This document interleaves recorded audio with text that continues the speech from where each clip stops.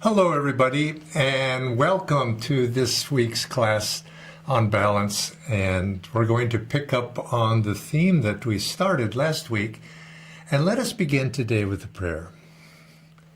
Heavenly Father, Divine Mother, friend, beloved God, great masters of self-realization, Jesus Christ, Babaji Krishna, Lahiri Mahashai, Swami Sri Yukteswar, Great Guru Paramahansa Yogananda, saints of all religion, we humbly bow to you all. Divine Mother, I will reason, I will, I will act, but guide thou my reason, will, and activity in all that I do. Om Shanti Shanti, Amen. I use that prayer because Paramahansa Yogananda said it was one of the highest prayers that he had written, universal, you could say, in our quest for God. I will reason, I will, and I will act. And this is what we need. We need our reason, will, and willingness to act in order to make this spiritual journey, particularly navigating it and keeping our balance. And last week I introduced this topic, and picking up that theme, it occurred to me after I finished that I should have said, don't worry about the fact that we are out of balance often in our lifetime. We don't reason, we don't always use our will, we don't always act in the right way, and we go astray. But it's that is the spiritual path. Learning to bring ourselves into the balance is, in a sense, what we do in our activities and everything we do. And we go too far to the one direction, and that's too far, and we go back too far the next direction, and slowly, this is the process of learning, education, and unfortunately, of course, lifetime after lifetime, until we learn, nope, that didn't work, no, that didn't work, until finally we begin to hone in a little bit of how to act in this world to be in harmony with God's will, and putting ourselves in God's will. So I'd like to pick up that theme, and this week I'd like to discuss as I mentioned last week, the topic of family life, how to balance our meditation, how to balance our household duties, and all of the things that go with daily living. But it's more than just family life or career, everything that takes us out into worldly engagement. How do we bring that into balance with what we're trying to do inwardly with, being meditative, trying to go within, to be rightly guided in everything that we do. Now, before I begin, I wanted to mention that very coincidentally, Nayaswami Jyotish, he writes a blog, he and Devi, each one of them alternates from week to week, and Jyotish wrote last Friday's blog. And he coincidentally addressed this very similar subject. I thought, not exactly, but I would want you to read it, and I recommend that you read it. And I'm going to have Bharat or one of the staff put that link up into the chat box. And when you have an opportunity, copy that link, and you can see Jyotish addressing this topic. And he was making the point in there, just to summarize a few of the things he said, he was making the point and noted there an excerpt from a letter that Rajarsi Janakananda wrote. He said how all of us, we have trouble distinguishing between our divinely appointed duties and our likes and dislikes, and our ego appointed duties, and being able to balance those two and learn the difference between those two. And of course that naturally raises the question, well, what is our divinely appointed duties? That's our first priority. And Jyoti summarizes what Master said. It's being able to live, to seek God and live our life actively, dharmically, in the highest way possible. And of course, that pretty much encompasses spiritual path. That's what we're trying to do. We're trying to live dharmically and sort out through all the possible actions what is the right thing to do. And of course, in order to know the right thing, to be assured of that right thing, we have to develop that intuition to put ourselves in tune with God's will. And that is a lifetime after lifetime process. How do we attune ourselves with that? So you could say that's the macro answer. But for all of us who perhaps are engaged in very stressful duties in life, a career, and particularly having a family, we find ourselves that this comes down to a moment-to-moment challenge for all of us. And I remember once, many years ago, somebody was complaining to Swami Ananda when he was addressing this topic. And he says, Swamiji, how can it was a little bit of a, I'm not sure if he's a disciple or not, I can't remember who asked that question, but he said, Swamiji, how could you speak about family life? You haven't raised a child. How can you say what one should do or shouldn't do? But Swamiji, he took it in a very good spirit. He says, look, I don't have to be everything in life to know the basic principles, but because all of us face similar challenges, and those challenges of pulling us out into engagement with the world and away from our inner self to get involved in our whims and fancies. I don't have to do all of those things in order to understand them. Human nature is universal, and to go within and understand even our own duty and the difficulties we have, whether we have family or not family, if we can come to understand those, that particular, and within our own case, we begin to empathize and know and realize other people too have these similar challenges. It only takes a little bit of different form. But I will say, coming to this topic of how to balance family life and our outer duties that are necessary to be able for us to live that, I can't speak from personal experience with that because I've been married over 50 years, and I have a daughter, raised that daughter, and she's middle-aged certainly now too. And so you could say those child-raising days are behind me. But I remember them very well, and I remember them fondly. I think life is kind to us. Sometimes we tend to forget some of the difficulties, but we do remember the joys and the pleasures. And I have to say, it was one of the most formative years of my life when I've learned some of the greatest lessons of my life is in that process of living the family life and raising a child and going through all of those difficulties that go with that. So I can speak from experience for that, and so I empathize with those of you who do have family. But you don't need to be a family person in order to run into the same situations. Master said, Lord, Lord, you have given me a large family. And he was a monk because he was facing the situations that arise with all people. And whether it's family, whether it's career, whether it's other worldly duties, we have to learn to be able to balance those and bring them, career, meditation, all into harmony is what we're after. I know in the Indian tradition, Vedic tradition, there's this saying, if one duty conflicts with another duty, if a lower duty conflicts with the higher duty, it's no longer a duty. And I think there's a lot of truth to that too. But it's also is often misunderstood. And Paramahansa Yogananda made an interesting statement in relation to that. He says, when one duty conflicts with another duty, you could say it's no longer duty.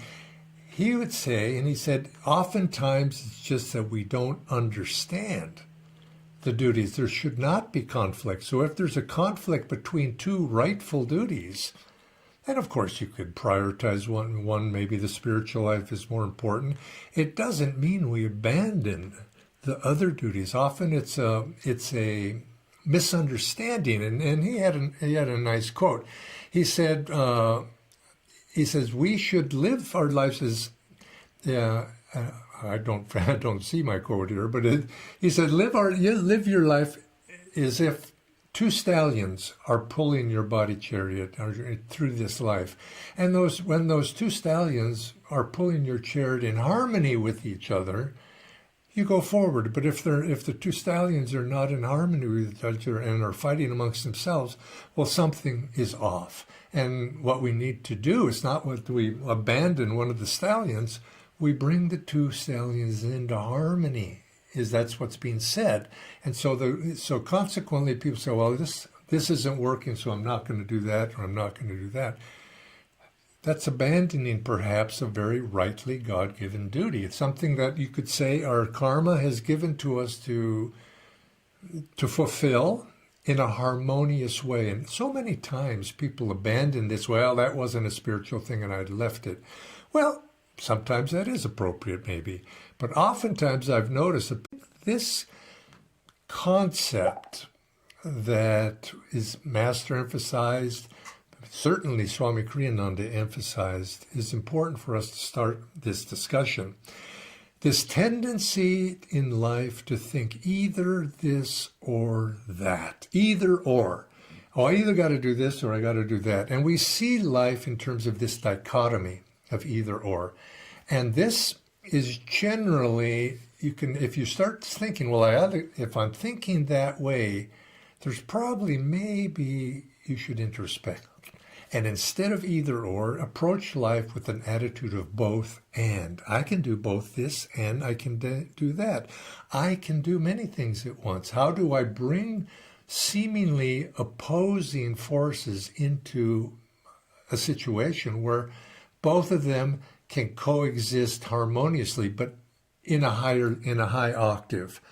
Obviously, you're not either good or evil. I'm not speaking to those extremes, but how to express our life in such a way that we can encompass. Now, when we think both and, the implication is I can embrace many things. When we think either or, we tend to think something needs to be excluded, and it's either this or it's that, and there's an exclusionary attitude behind that, whereas both and tends toward unitive feelings or a unitive approach to life. And so think of that way. And it tends to bringing opposing forces into balance, bringing opposing forces into harmony. Oftentimes you see in traditions that it's particularly in ages past, when the spiritual life seemed to be in conflict in some people's lives with their worldly duties, they'd say, well, you abandon those worldly duties and one-pointedly go to God. And this is celebrated, actually, and rightly so, the willpower, the one-pointedness. But abandonment of God-given duties in life is not necessarily going to bring us what we're truly wanting. We abandon the worldly life in which in our mind we've defined in a certain way to take up the so-called spiritual life. And oftentimes, what Master said, oftentimes those sadhus who have abandoned their God-given duties and karmic duties end up becoming disillusioned after time. They start with great fervor, but in time they become physically lazy. From physical laziness comes mental laziness. From mental laziness comes spiritual laziness. And ultimately, their lifetime is past. And he had harsh words for them. That it's not an abandonment. What we need to abandon, if anything, is egotism. Ego-centered will, ego-centered desires, and this is the spiritual path. And yes, there does come a point when those begin to fall away, and we can one-pointedly follow the spiritual path, and as the saints and the yogis have demonstrated for us. But for most people, they have many ties, and it's just they're not capable yet. They haven't developed the foundation of right attitude, willingness, the right attitude to face challenges, the right attitude to put out the energy necessary to even take up the spiritual path in 100% effort. Otherwise, if you don't have that energy, we become lazy mentally, physically, and ultimately spiritually. And so our God-given duties are perform those. Our duty, you could say this is the spiritual path, is to face the challenges that are right before us right now and do them successfully, and in the right spirit, that karma will resolve itself and new duties will come, new opportunities come. And yes, there are times when you have to let one thing go in order to put your mind on the other. But this isn't, don't do that lightly. This is something we have to face. What is being given to us right now is, you could say, if you don't like it, well, chew it anyway and try to do it willingly. And then you find, with God in your heart, God will begin, Divine Mother will send to you situations and ultimately to help you to resolve those. Now, this, you could even say that this test and this challenge of coming to resolution, of being able to balance these two different forces, was actually one of the core missions of Paramahansa Yogananda when he was, you could say, bringing a new light onto the spiritual path. Older ages would think much more in terms of either this or that, but he was saying, no, we have to live the spiritual life, we have to be dedicated disciples, dedicated yogis, but then we need to show how, for our own sake and for the sake of the society as a whole, how do we bring these teachings, how do we bring this spirituality into practical application? So you see, he was reaching out to businessmen, he was reaching out to educators, he was reaching out to families, bringing them all, say, you can live the spiritual life where you are, where God has placed you right now. How do you, that's where we begin.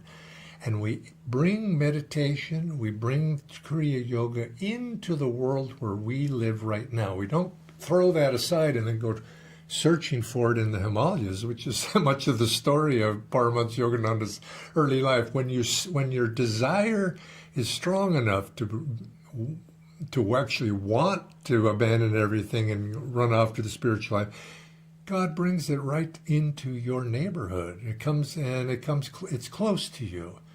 And you're given those opportunities if our eyes are opened, if our intuition and our heart is open to receive those. And so we have to be good disciples, and you could say as our Sangha as a whole, one of our missions is to show how can we bring these things into daily life. And this is something that you could say I want to address. I'm addressing in this.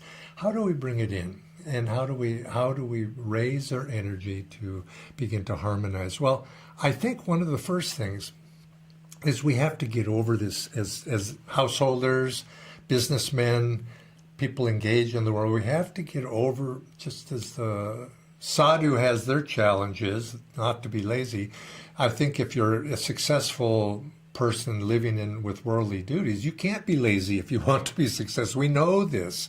Raising children, you can't be lazy doing that. If you do it lazy, you're not going to be very successful in your efforts. So we have to get over this idea. I just don't have enough time. I just don't have enough energy for it. I just can't do it. I can't meditate because I've got too many duties. I've got children to raise. I got a job to attend to. I can't. You could even take that one step further. People don't usually say it this way. I don't have time to meditate, and they might even say, "I don't have time to think of God." Well, Master would say to that. Well, does God have time to think of you? What if that happened? Obviously, we wouldn't be here. But that's not an answer. We don't have time to think. Everybody has time to think of God. Everybody has time at some degree. And it's not a matter of how long. It's the matter of the willingness and the training of ourselves to put our mind on God, to think of God even a little bit. There's a saying, I don't know who invented it, it's an old saying or maybe recent. It says 90% of life is simply showing up. And in other words, it's not so much all these things that we have to do. Spirituality, I want to be spiritual, but I have a family. It's just showing up and being present. In other words, you could say intention. I want to meditate. We have to want to meditate before we're actually going to meditate. I wish I could spiritual. If you don't have that desire, pray for it. Pray for that desire and try to increase your willingness. If only I had time, I would do it. Now, I don't believe it whenever a person says, I don't have time. We all have time. How much time does it really take to think about God? Really? And it reminds me of my story of meeting Swami Ananda. I was a very, very so-called, I thought at the time, busy person, at the age of 22. And he asked me to develop because I wanted to proceed on the spiritual path that I had encountered on reading the autobiography. And he said, well, first thing is I want you to start meditating. Develop a meditation practice. And in my mind, I said, I don't know if I can do that. I'm way too busy.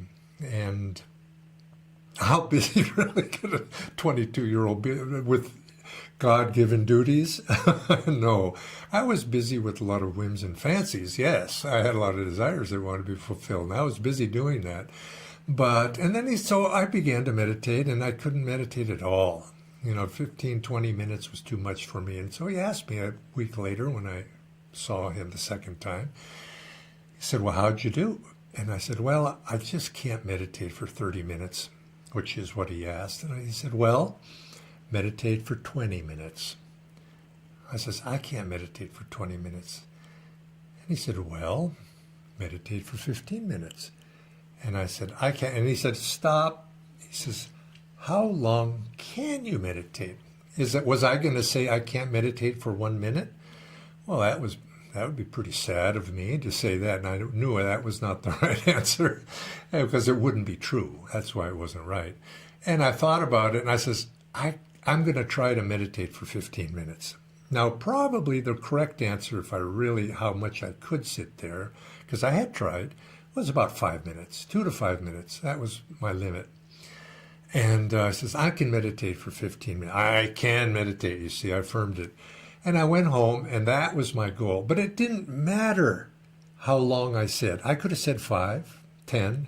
And I've even read it somewhere on the internet. They say, brain scientists say, 12 minutes is about the right amount of time for most people to meditate, because after that, you get the most benefit for time invested with 12 minutes. And I don't know if that's so or not. But in time, I did get to the point where I could sit, especially after I learned Hong Sa, I could sit for 15 minutes. But it really, like I say, didn't matter. It's the willingness and the desire to sit and try. And with that, you begin my God-given duty. And everybody can find that amount of time. My wife Sadhana Devi, after our daughter was born, she was stressed for time, and like any new mother. And as the child grows, sometimes, actually at first it wasn't so bad because little babies sleep a lot. But after a while they don't, and then it becomes more hectic. But she wouldn't put up with the other mothers saying, "Oh, I don't have time; it's too busy." She says, "There's always time," and she just got up early, and so we'd get up before, the little child was still sleeping. And you say, "Well, I'm tired then." Well, yes, aren't we all? And so we find the time, and you make time, and I don't really accept that there's no time. We can find it. Now, you may have to adjust schedules. You may have to adjust the ability to stick with it if the child starts crying and so on. But you can find the time, and you have to be creative. And with creativity, we can answer all of these. But the first thing is show up. I'm here, God. I can't meditate very well, but I am here, and you use the heart. I think this particularly for new mothers. Choose the devotional route. And I think this is for anybody who's caught up in difficulties. Meditating at night, very, very difficult sometimes for some if you're tired. Go to devotion, live in the heart, and you call to God. But it's development of that connection because life, now like I say, I've been married over 50 years. I've looked back and I can see that life was lived in stages. There's episodes or chapters in one's life. And we cannot, or I advise you, don't define your life by what's happening in the short-term chapter that you're in right now. We have to think long rhythm.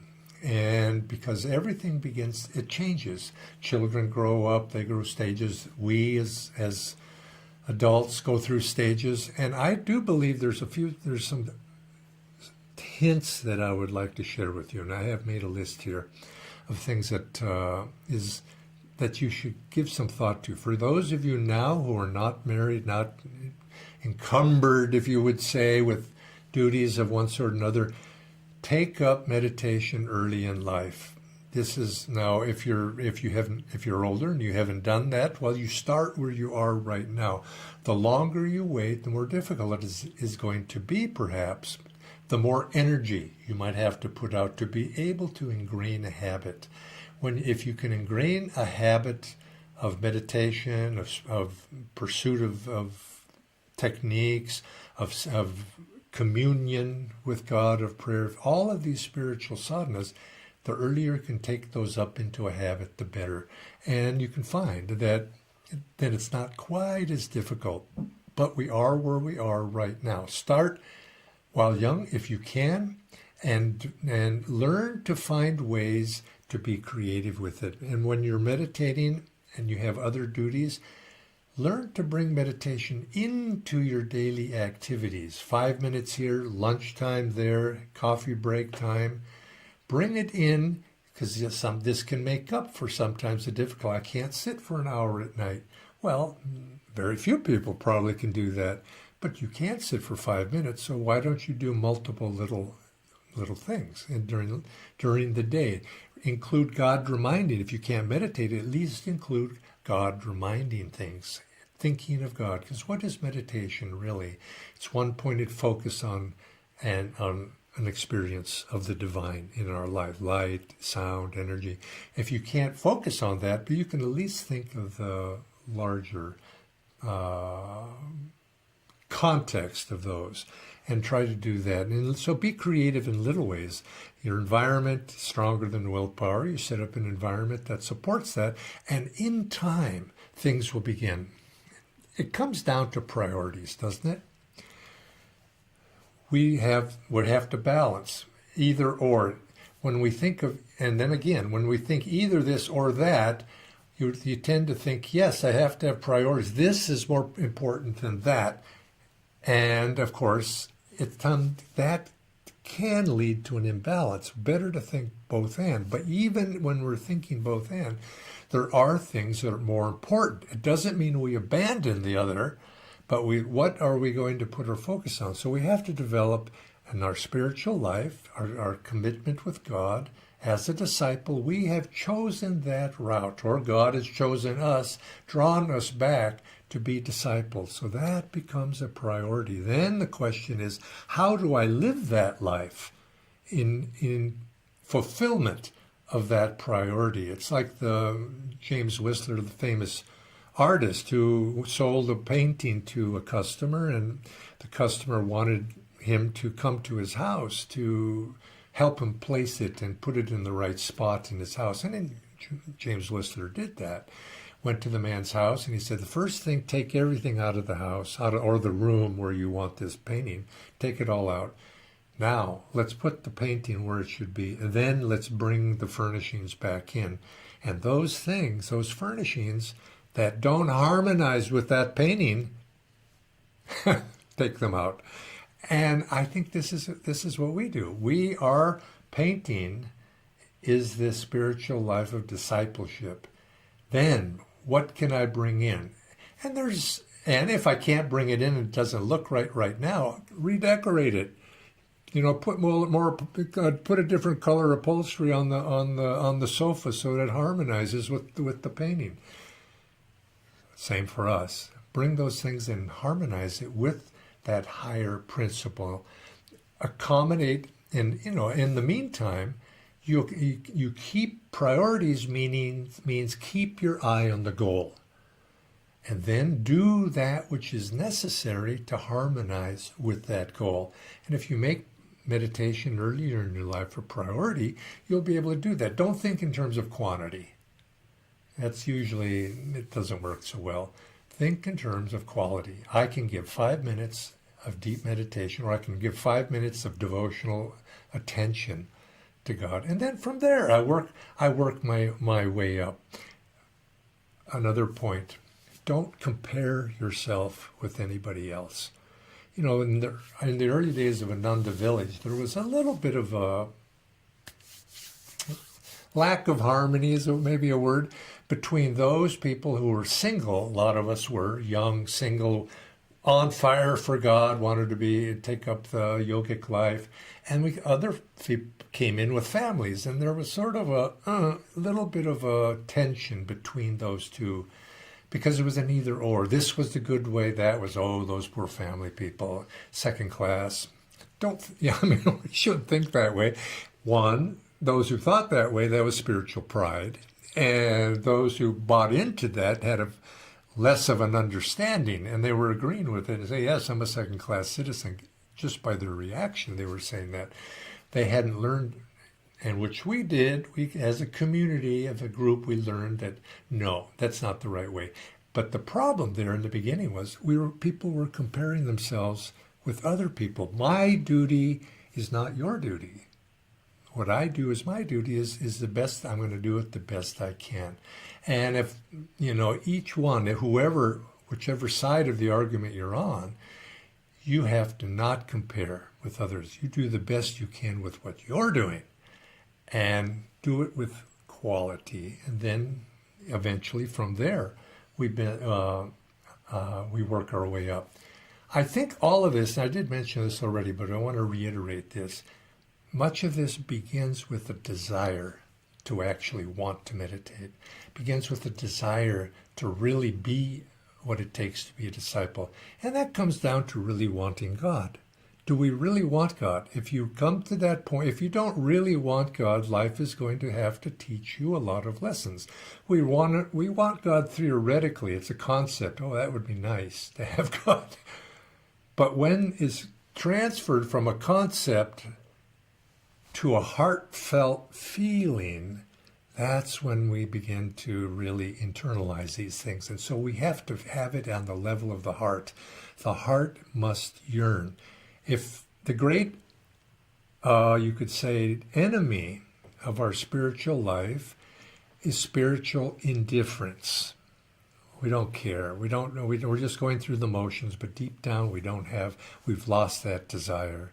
And this can happen to a monk, person that are nun. They've lost, and they call that in the monastic tradition, losing one's vocation.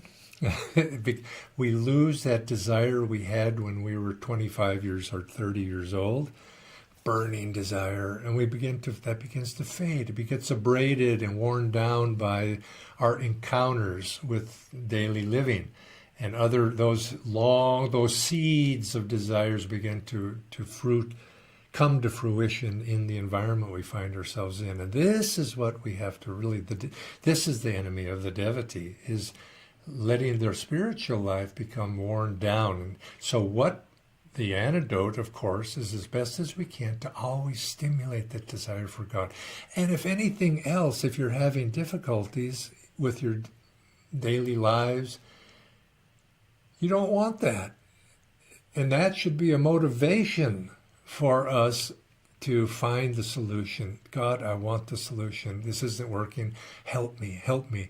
And if you open your heart, as we say in our ceremony, open your heart to me and I'll enter and take charge of your life.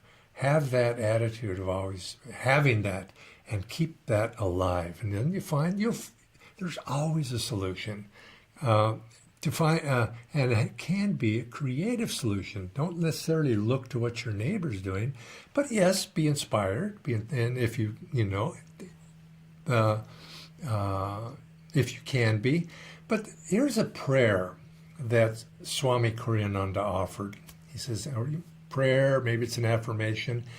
He suggested this. Just pray it each night, each day. If you're having this, you might say, this question. He says, make my family more spiritual. Draw my family into oneness with thee.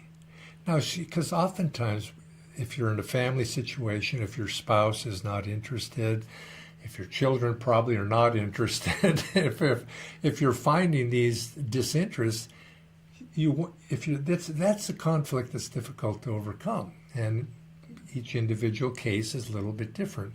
But pray, start with that. Make my family more spiritual, finding uplifted higher consciousness solutions. Draw my family into success with thee. And of course, your family may, if they are opposing you, it's unfortunate, but you do your best, and try at whatever cost, keep your attunement with God and Guru. You're right by your side. God, draw me into thy kingdom, and let me be an inspiration for those people around me. Keeping that attunement high is, you could say, the very key, the very foundation of the spiritual life. And of course, taking this a little bit further, when we think of my family, who is my family? And this is, you could say, one of the drawbacks of family life, is because we limit ourselves. And as famous quote, the Master, us for and no more. This is, you could say, each path has its own benefits. And one of the benefits of the householder life, in my experience, it raises our energy if we're willing to take up the challenge, because it does take energy. It takes creativity. It stimulates your creativity, how to be creative on the spiritual path. And I think this is why I think family people make good leaders in this way, because they learn to work with other people. They learn to work with other people's and families' realities. And they're solution-oriented. They have to be practical in their idealism. Because your ideal may be, I'm going to change the world and demonstrate the perfect family life. It's like that minister who was a young man before he was married. He wrote a little pamphlet for his congregation, rules for raising young children. And then he got married, and he was having to deal with other children. Then it turned into suggestions for raising spiritual children. And then finally he had his own children, and he stopped publishing his pamphlet. Well, this is how it is. We come, and we have to learn to be practical. So it gives us that ability. But perhaps one of the greatest benefits is it should teach us to expand our sense of family beyond our immediate surroundings. Who is our family? And this is what makes this the social path to God, the expansiveness of our heart's feelings. For those close to us, we learn to love, we learn to care for, we learn to take responsibility, and then we begin to expand that, and we begin to see that in other people and draw them into our sense of family. So this is, you could say, the benefit of the family life, and the attitude, and try to incorporate the attitude of willingness. It's a really thing. If only I didn't have these family responsibilities, then I'd be able to meditate. If I didn't have this career I had to put all this work into, then I'd be.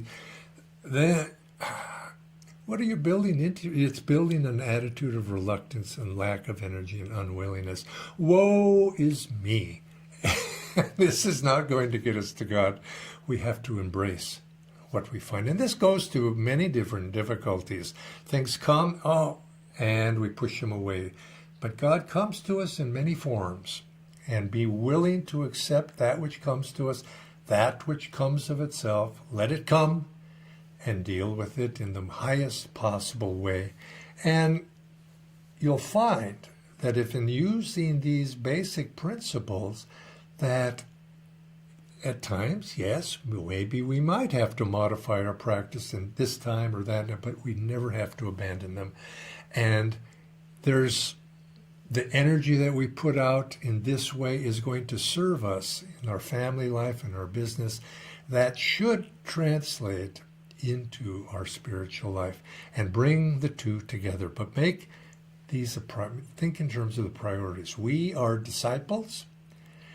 You could say one of our duties is to serve our Guru as a disciple, and the Guru came with a certain message for us to demonstrate spirituality in a practical, idealist, but practical idealism in this world, and to be instruments for the Master's blessings through our own lives. And so I think those of us who are living the family life or have lived the family life, we can take that as a platform to serve our Guru and to demonstrate that. And what a wonderful opportunity for us. Those of us who don't have those duties, that's okay. We have other duties to do to bring our own selves into balance, because these same attitudes of willingness, high energy, inclusiveness, embraciveness, this is not dependent upon our outward station in life. And it's the idea that I can abandon this so that I can do that.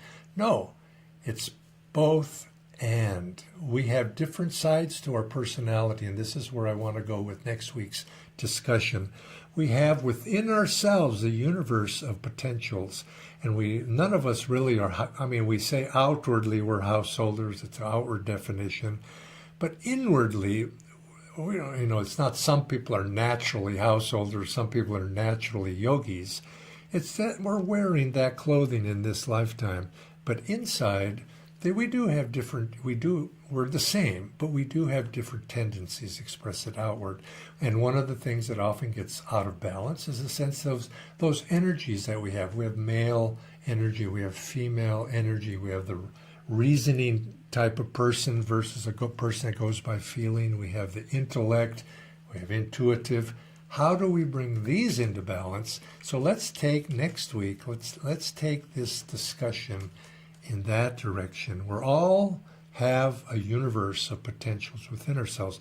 How do we bring those into balance? And today we've talked about outward form, bringing those into spirituality into balance. Next week we'll go inward. God bless all of you, and I hope to see you again next week. Om Guru.